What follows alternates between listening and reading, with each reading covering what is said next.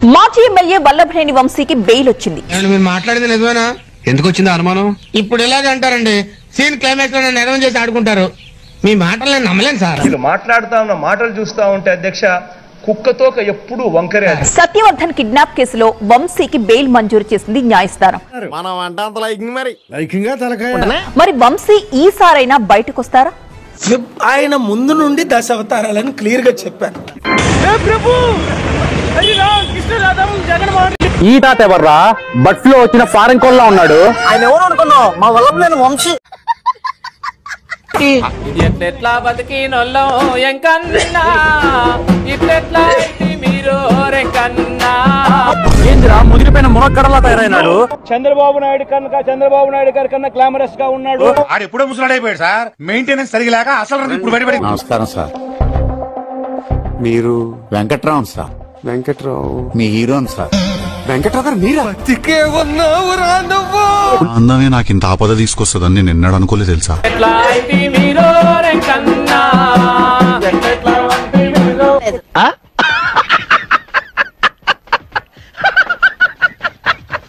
కుళ్ళిపోయిన కందిగడ్డలా ఉన్నాడు. అందగా అంటాడేంద్రా?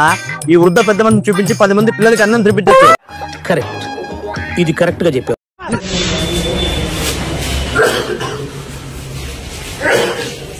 ఎవర్రా పిచ్చోడు? మనం అధికారంలో ఉన్నప్పుడు పచ్చి బూతులు మాట్లాడిన వాళ్ళంతా నీకు పిచ్చోళ్ళగా కనిపిస్తున్నారన్నా.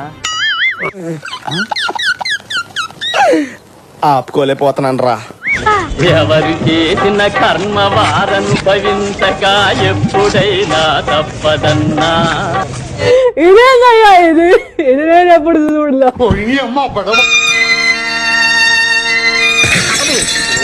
కృష్ణా జిల్లా గన్నవరం మాజీ ఎమ్మెల్యే వల్లభనేని వంశీకి బెయిల్ దొరికింది. సత్యవర్ధన్ కేసులో వంశీకి బెయిల్ మంజూరు చేసింది విజయవాడ ఎస్సీ ఎస్టీ ప్రత్యేక కోర్టు.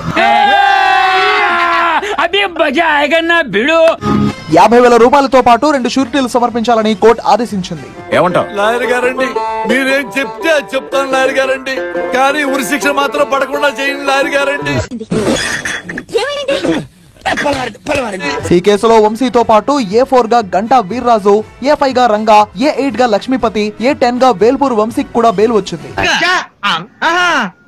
ఆ విషయం మాకు తెలుసులే. వద్దురా అన్నాను. విన్నావా? ఏమన్నావురా? సమరసింహాలం అన్నావు. మనం సమరసింహాలం కాదురా, సీమలో చీమలం.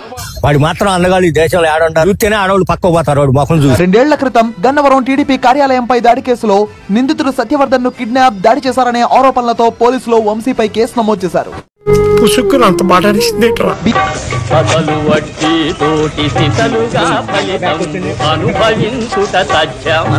ఇప్పుడు చెప్తున్నారు, ముందే చెప్పాలి కదా.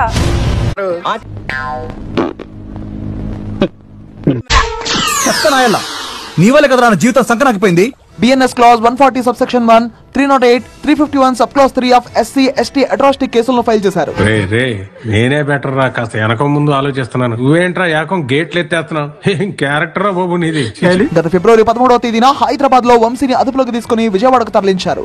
అయ్యా లోపలంతా అంత సవ్యంగానే జరిగింది. తర్వాత కోర్టు పలుమార్లు ఆయన రిమాండ్ ను పొడిగించింది. రోడ్ల మీద తిప్పి తిప్పి తిప్పి పిప్పి చేశాడు. ఇక మంగళవారం కోర్టుకు హాజరైన వంశీ తన ఆరోగ్యం బాగోలేదని, శ్వాస తీసుకోవడం కష్టంగా ఉందని కోర్టుకు చెప్పారు. అసలు నా లైఫ్ లో అలాంటి కొట్టుడే చూడలేదు. ఒక మాటలో చెప్పాలంటే ఆరోగ్యం ఏ మాత్రం సహకరించడం లేదంటూ ఛార్జ్షీట్ దాఖలు చేయడంతో పాటు అరెస్ట్ చేసి 3 నెలలు అయినందున ఆయనకు బెయిల్ మంజూరైంది. చెప్పండి, మీకు షాక్ ఇద్దామని. ఇచ్చిన షాకులు సరిపోవు. మరోవైపు టీడీపీ కార్యాలయంపై దాడి కేసులో నిందితుడిగా ఉన్న వంశీ ఆ కేసు ప్రస్తుతం విచారణ. అంటే రెండో పార్ట్ కూడా ఉందా కథలో? అది ట్విస్ట్ సార్. దీంతో ఇంకా జైల్లోనే ఉన్నారు వంశీ. నువ్వు బాగా ఓపెన్ అయిపోవాలి నాన్న. మిరియం లోపల ఏం పెట్టుకోకూడదు, ఫ్రీ అయిపోవాలి. రాజకీయ పార్టీ మేము బతుకున్నంత కాలం చంద్రబాబు నాయుడు లాంటి వ్యక్తి రాజకీయాల్లో ఉండాలి. అడుగు తింటానికా? ఆయన ఉంటే మాకు బ్రహ్మాండంగా ఉంటది. మాకు ఎటువంటి వ్యక్తిగత కక్ష లేదు. గాలికి పోయే కప్ప గుట్టకి తగిలించుకోవడం ఇదే.